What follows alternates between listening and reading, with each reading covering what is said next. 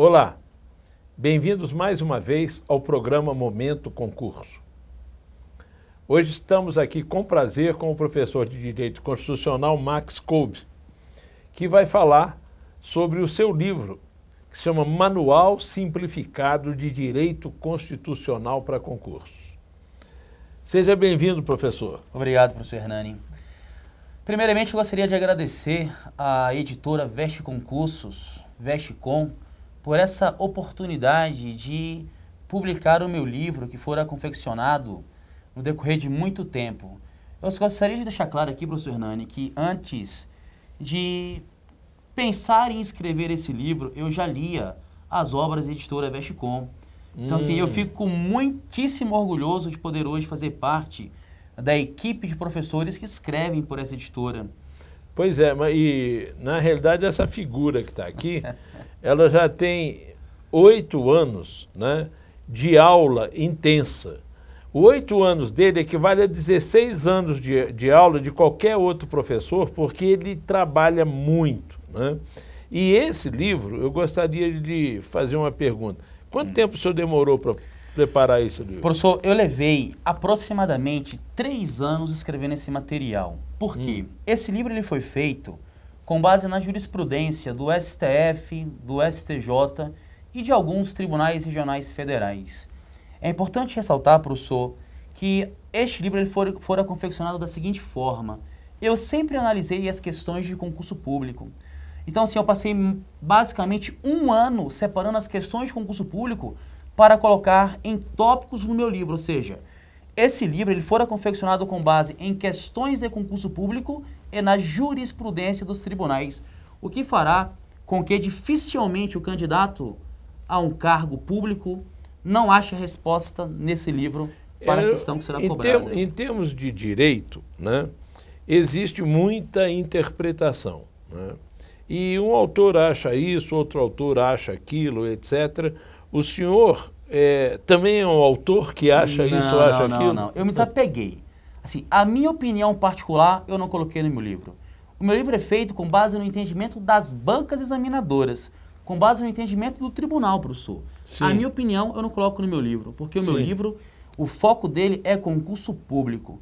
Aqui não interessa, professor, a minha opinião, me interessa o que cai na banca examinadora. Então, tudo que tem aqui tem base em jurisprudência dos tribunais. Com certeza, e até na jurisprudência das próprias bancas examinadoras. Sim. Porque tem muita questão que cai em concurso público que, embora eu vou falar especificamente, eu não concorde com a resposta, não interessa. Está no livro como se fosse correto e é isso. Então, uma outra coisa que eu vejo que os candidatos têm dificuldade é de estar fazendo uma prova ou estar estudando e aí vê uma questão e ele tem dificuldade de achar a questão dentro do livro.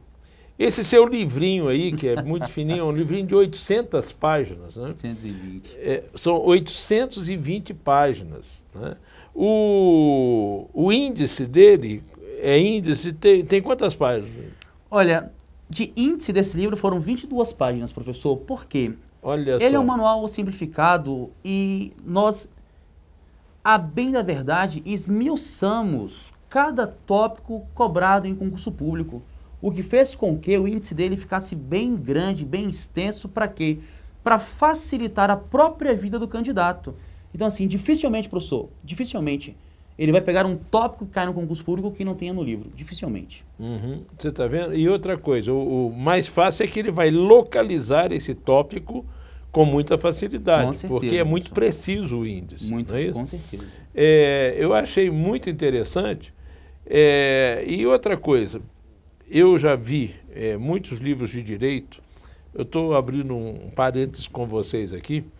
Porque quando ele me falou que ia fazer o livro de direito, eu brinquei com ele. Falei, por que você vai escrever um livro de direito? Pô, você já tem tantos aí no mercado. E ele falou para mim, espera, depois você vai saber, né? E agora, não foi isso? E agora eu estava na revisão, com o pessoal da revisão, e o pessoal falando, gente, eu nunca vi um livro de direito igual a esse. Então, fiquei curioso, porque você cumpriu realmente o que você disse, né? Agora, a linguagem, né? Geralmente eu vejo muita linguagem empolada, né? O que o pessoal chama de juridiquês. Você usa essa linguagem empolada porque ele é um advogado brilhante, né? Está acostumadíssimo a defender oralmente no STJ, no STF, etc.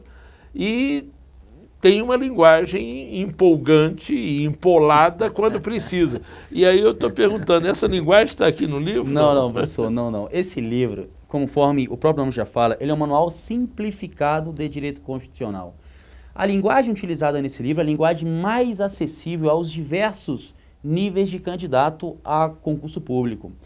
Ou seja, as próprias expressões em latim que o livro contém, até porque caem essas expressões em concurso público, eu costumo já traduzi-las para que não haja nenhuma dificuldade do leitor ao entender essas questões. Então vem a expressão em latim e vem a tradução. O significado, para facilitar a vida do alemão leitor. também? Tem alemão, inglês, certo, latim. Certo.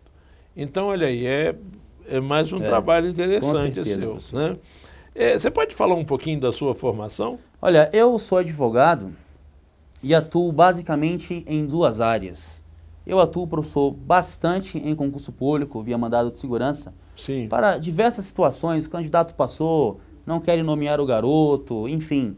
Nós sempre impetramos aí mandado de segurança, obtivemos êxitos já em diversos mandados de segurança. Sim. E eu também atuo na defesa do consumidor. Por quê? Porque, inclusive, uma das matérias que eu leciono na instituição veste concursos. Sim. Então, a minha atuação mesmo profissional na advocacia é mandado de segurança, concurso público e defesa do consumidor. Atualmente estou fazendo uma especialização e um mestrado em Direito Constitucional pelo IDP, que é o Instituto Brasiliense de Direito Público, lá com os ministros do STF, um pessoal que na realidade cria a jurisprudência desse país.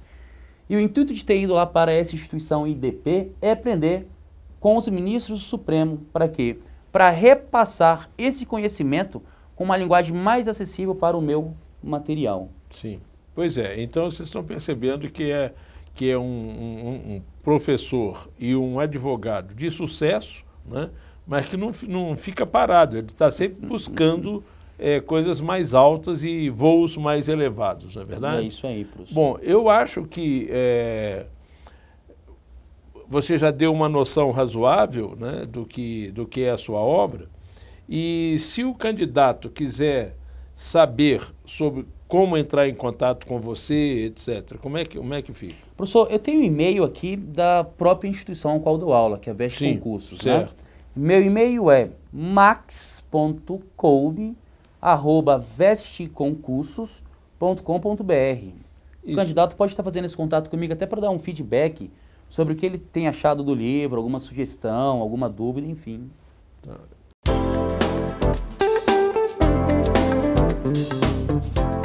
O quadro Direito do Candidato desta semana vai mostrar o problema das provas coincidentes de concursos diferentes. Então, o candidato quer fazer 2 concursos e, de repente, as provas são marcadas para o mesmo dia e para o mesmo horário. A lei que está sendo promulgada no Distrito Federal proíbe isso. Dentro do Distrito Federal, isso é possível. Agora, será que cabe isso para uma lei nacional?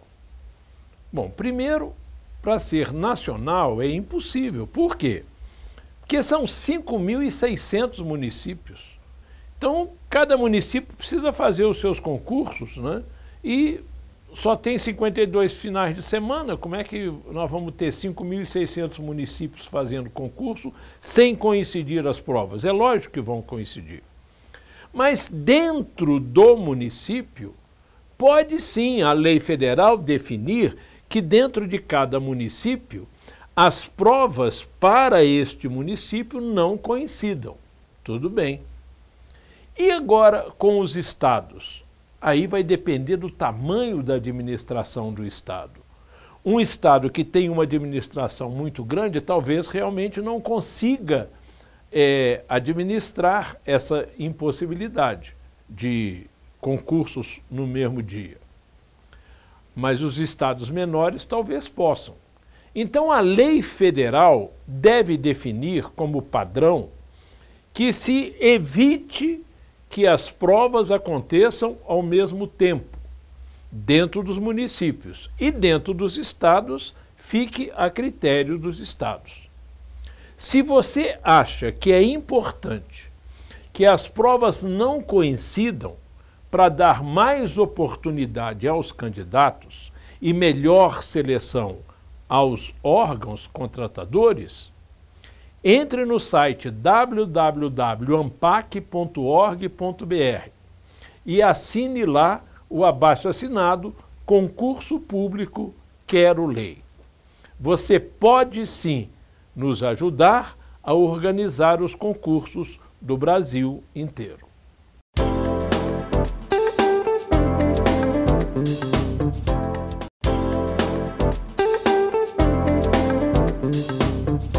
Olá, mais uma vez estamos de volta ao programa Momento Concurso. Hoje vamos conversar com o professor Marcondes Mendes, de Saúde Pública e Legislação Específica do SUS. Bem-vindo, professor Marcondes. Obrigado. Por que o professor Marcondes está aqui? Vai haver um concurso para a Secretaria de Saúde do DF, para técnico em enfermagem. Técnico em enfermagem, quantas vagas o senhor acha que vai haver? Está publicado o edital, 400 vagas, mais cadastro de reserva. Pois é, então vão ser mais de 400 vagas. Outra coisa interessante, o concurso é só para nível médio. Isso mesmo. O aluno precisa ter apenas nível médio. E os vencimentos estão no edital em torno de R$ 1.700. R$ 1.700. Mas se o aprovado for esperto, ele pode ganhar até 5 mil, né? Isso, nós temos um benefício que o aluno ele pode, ao ser aprovado no concurso, ele pode solicitar as 40 horas, né? Então ele sai de 24, que no edital... Então, com 1.700 é para 24 horas.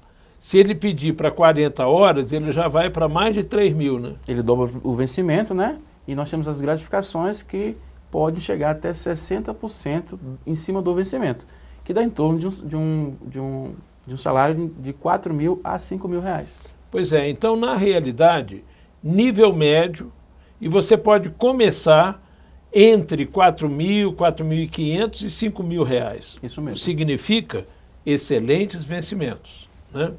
Professor, vamos deixar claro, né, para quem nos está assistindo, qual é a diferença entre enfermeiro e técnico em enfermagem?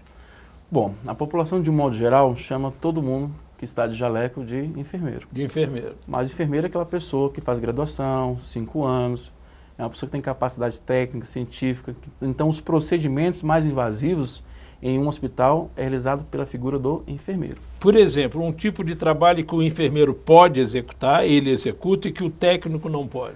Um exemplo, gasometria. É um sangue arterial que nós coletamos na artéria do paciente. É um procedimento que pode gerar danos ao paciente, então necessita de conhecimentos, de anatomia, entre outros. Então é privativo do enfermeiro. Sim, para colocar uma sonda, por exemplo. O enfermeiro. O técnico não pode. Não pode, né? O nosso código de deontologia até pode delegar, mas desde que esteja debaixo da supervisão do enfermeiro presente. Certo. E o técnico de enfermagem? Geralmente ele fica mais para dar apoio ao enfermeiro e realizar procedimentos que não exijam tanta complexidade. Por exemplo, administrar medicamento, né? Banho no leito, responsável mais pela dieta do paciente de um modo geral. Entendi. Então, vocês perceberam, né? O concurso é para técnico em enfermagem. E existe o SUS, né? Sistema Único de Saúde, ele tem a sua legislação nacional e tem atribuições para a União, para os estados e para os municípios, Isso não é mesmo. isso? Pois bem, e para o Distrito Federal? Na realidade, o que compete à União? Quando eu estou pensando em Estado e município e União, o que compete à União? Isso mesmo. Então essa é uma das matérias que nós vamos abordar para esse concurso, que é o SUS. Então o SUS ele é único, né? Então mesmo o SUS nós temos para todo o Brasil. Só que no edital ele pede o SUS e o SUS aplicado ao DF. Então tem algumas particularidades que nós temos que explicar bem que o SUS no DF ele é diferente. Nós temos os princípios do SUS de modo geral, mas tem um princípio no SUS que não é aplicado aqui no DF, que é o princípio da descentralização político-administrativa. Então o princípio da descentralização aqui no DF ele não é seguido. Por quê? O princípio da descentralização é a mesma coisa de municipalização. Então, como as regiões administrativas no DF, elas não têm autonomia política, administrativa e financeira, tudo fica sob a responsabilidade do governo do Distrito Federal. Então, é um princípio que aqui não é seguido porque todas as decisões são tomadas pelo governo do Distrito Federal. Vamos pensar num estado comum, que não seja o Distrito Federal. O Estado tem a competência de coordenar. E o município a competência de executar. Isso mesmo. Isso. Aqui no DF, como não é Estado nem município, ficam as duas coisas. Tem que coordenar e tem que executar. Por isso fica um pouco mais complicado. As políticas governamentais, elas demoram muito para chegar aqui. Por mais que nós estejamos próximo do Ministério da Saúde, então essas políticas demoram muito para chegar aqui, por quê? Fica tudo sobre a responsabilidade de uma pessoa só. Quem? Sim. O Estado. Ele coordena e executa tudo ao mesmo tempo. O Distrito Federal, certo. Então, na realidade, no Distrito Federal, existe alguma distorção em relação aos princípios do SUS? Apenas nesse, né? Que é o princípio da descentralização. Que não é seguido aqui porque é um princípio constitucional que as regiões administrativas elas não têm autonomia. Então, tudo quem decide é a Secretaria Distrital de Saúde. Certo. O senhor é professor da VEST Concursos. Isso mesmo. E está escrevendo material também, né? Sobre Inclusive, SUS. o senhor vai ter aulas online também disponíveis. Então, o SUS é uma matéria que está em constante atualização. Então, precisamos estar atualizando esse material sempre. Tá. Então, veja só.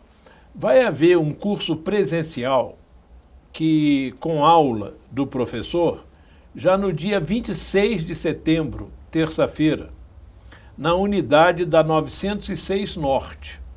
Né? Então, na terça-feira, o senhor vai estar dando aula no dia 26 de setembro, na 906 Norte. Isso mesmo. E essas aulas serão gravadas e vão ser passadas pelo EAD. Então, de onde você estiver no Brasil, você pode assistir a essas aulas, né, se matriculando no site da Vestcom. Né? Existe também um curso de EAD, ensino à distância, de legislação do SUS, na vestcom.com.br. Além disso, nós temos um próximo lançamento, que é o curso de EAD de legislação em exercícios, do professor Marcondes Mendes. Né? Isso vai ser o próximo lançamento. Quer dizer, é bom vocês ficarem de antena ligada, porque as aulas dele são muito boas para sintetizar tudo que você precisa saber. Né? É isso, professor? Isso mesmo. Principalmente a resolução de exercícios, que é um dos nossos objetivos nessa aula. Colocar questões de provas, onde ele vai resolvendo e explicando como, por quê e por que sim e por que não. Isso mesmo. Não é isso? E o que o senhor falaria para os candidatos que estão nos assistindo? O senhor tem as palavras abertas. Uma dica do aluno é tentar equilibrar para esse concurso da Secretaria de Saúde, tentar equilibrar o conhecimento básico, que exige português, o SUS, lei orgânica do DF, informática, e também não se esquecer da prova específica, porque são 25 questões de conhecimento básico e 25 questões de conhecimentos específicos. Se o aluno não atingir um mínimo no básico e conseguir fechar todas as questões de específico, mas o básico ele não fez, ele é reprovado. Então não adianta ir bem em um e não ir bem no outro. Tem que equilibrar. O aluno tem que ir bem no conhecimento básico e bem no específico. E você sabe que português, por exemplo, derruba muita gente, né? Por exemplo, das 25 questões de conhecimento básico, o aluno tem que fazer no mínimo 10. Se ele fizer 9 e fez 100% no específico, mas ele fez 9 no básico, por exemplo, no português, ele é reprovado. Você está vendo? Então, você tem que prestar atenção, você se prepara muito em SUS e depois você cai em português, né? Presta atenção nisso. Se você precisar de dicas de português, manda um e-mail para mim, hernani@vestcom.com.br. né? E eu queria dizer aqui que estou satisfeito e feliz de tê-lo trazido, né? Porque a sua experiência é muito importante para que os nossos ouvintes possam se orientar, né? E quero desejar ao senhor assim, muito sucesso nesse curso, igual aos outros que o senhor já teve, né? E desejar que esses cursos, né, entrem logo no ar. Né? Ok, eu agradeço também, é um prazer estar aqui com vocês. Pois é, e quando o senhor quiser voltar, o senhor sabe que as portas estão abertas. Ok, obrigado.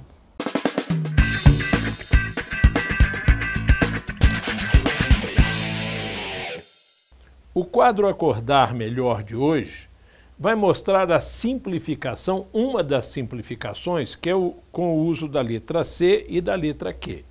Por exemplo, como é que se ensina a criança a escrever? K, C-A. E que ou que? Olha lá, Q-U-E. Meu Deus do céu, mas é que ou que? Você não vai saber como é que pronuncia, se é que ou que, porque não tem mais o trema, não é isso? E que, como é que você escreve? Q-U-I. E o qui, como é que você escreve? Q-U-I. Então, como é que você vai saber como é que quando se pronuncia o U ou não? Fica difícil, não fica? Co já não é mais com Q, é com CO. E cu é CU. E como é que poderia simplificar isso? Ora, é muito simples. Pensa na letra K, que agora voltou para o nosso alfabeto. Ela substitui tudo com maior facilidade. K, K-A. Que ou que, K-E. Que ou que, K-U-E. Que, como é que você escreve? K-I. E qui, K-U-I. Alguém vai ter dúvida? Fica muito mais fácil. O có, K-O, cu, K-U. Fica muito mais fácil de escrever. Por exemplo, karaokê, você vai ter dúvida se precisa escrever com o que alguma coisa? Não, é tudo K, karaokê. Que bom, você sabe que é escrito com K. Tem uma lanchonete no Rio de Janeiro que tem uma propaganda, croquete, crocante, tudo com K. Já está brincando com isso, que é um avanço, né, da linguística, né? Equidistante ou equidistante? Você não vai ter a menor dúvida, porque vai estar escrito E-K-U-I. E-K-U-I é equidistante, não é verdade? Se eu quero dizer, por exemplo, equiparar ou equiparar, vai estar fácil, porque vai estar escrito E-K-I. Então, equiparar, ninguém tem dúvida de como pronuncia. Se eu digo, por exemplo, equidade, vai ser E-K-U-I. Ninguém vai ter dúvida que é pronunciado esse qui, não é verdade? Equino é K-I só. Equino, K-U-I. Não fica muito mais fácil? Do jeito que está, ninguém sabe escrever. Do jeito que se propõe, vai ficar muito mais fácil. Então, se você acha que a gente deve simplificar a ortografia para aumentar o ingresso social, para aumentar a distribuição de benefícios da sociedade, entre no www.acordarmelhor.com.br e assine ali o manifesto. Divulgue à vontade para que a gente possa simplificar a maneira de escrever.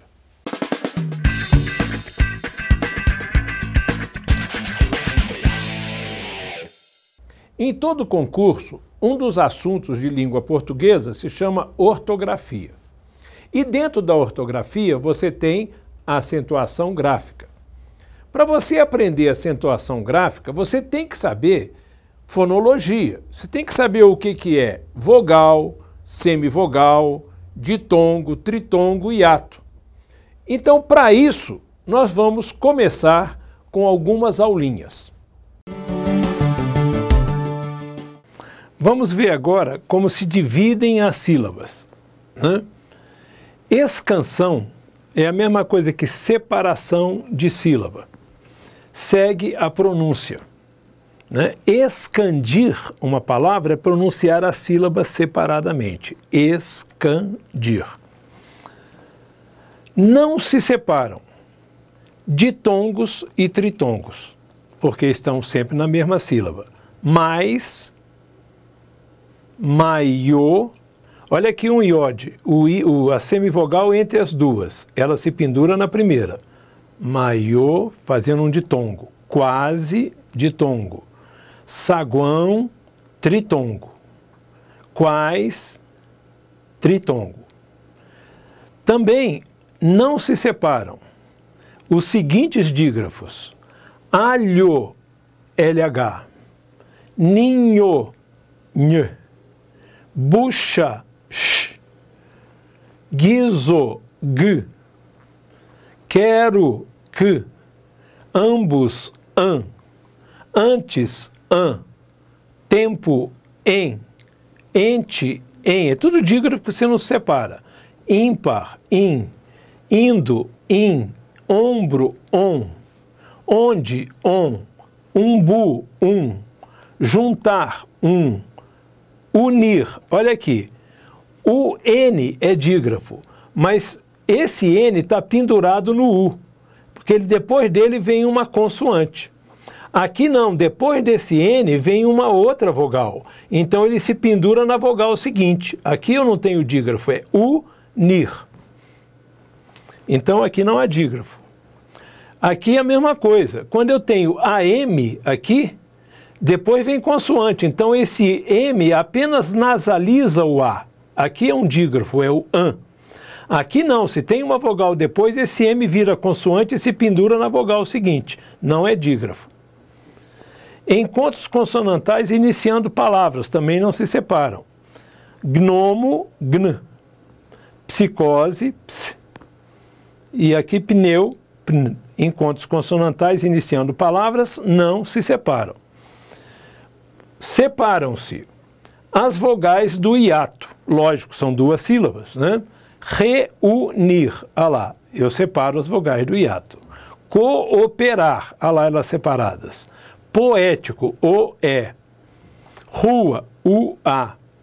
Biologia, biologia, os hiatos. As letras dos seguintes dígrafos. Garrote, né? Garrote, aqui você separa. Você tem o dígrafo RR, forte. Então você separa as duas letras dele. O som S, também você separa.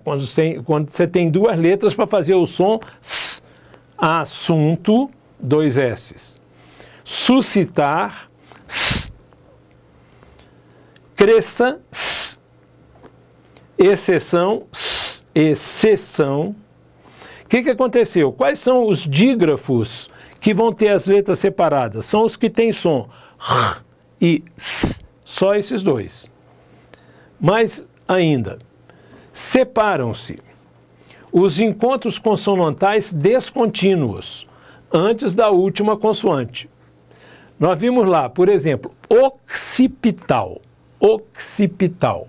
Você tem duas consoantes aqui, um encontro consonantal. E é descontínuo, você separa antes da última. Occipital. Substantivo. Stan. Antes da última. Pacto, antes da última, você separa. Feldespato, antes da última, você separa. Encontros que contêm S separam-se após o S, apenas para confirmar o que nós vimos aqui e aqui. Encontros que contêm S separam-se após o S. Abstrato, aqui ó, separa depois dele. Perspicaz, vai separar depois dele. Aqui é a consoante também. Subscrever, né? E esse último aqui, presta atenção nisso. História ou história. As duas pronúncias são possíveis. Série ou série. Resultado, em sílaba átona final, e ato pode ser lido como ditongo. Aqui é sílaba átona porque aqui que está a tônica. História, história. série, série. Aqui é a sílaba átona final. O hiato pode ser lido como ditongo. Mas na escrita não se separam. História, série. Não confunda historia, do verbo historiar, que é um hiato, ele historia, e série, com serie, do verbo seriar, serie, né? Então aqui é hiato mesmo, historia também é hiato mesmo, né? Porque aqui é que é a tônica, o I e o A. O I aqui é o tônico e o I aqui é o tônico. A e E não podem ser semivogais, são outras vogais. Então, história, série, é assim que se divide. Você pode pronunciar assim, ó, dos dois jeitos, mas na hora de escrever tem que se dividir assim, tá? Historia e serie. Preste atenção nisso.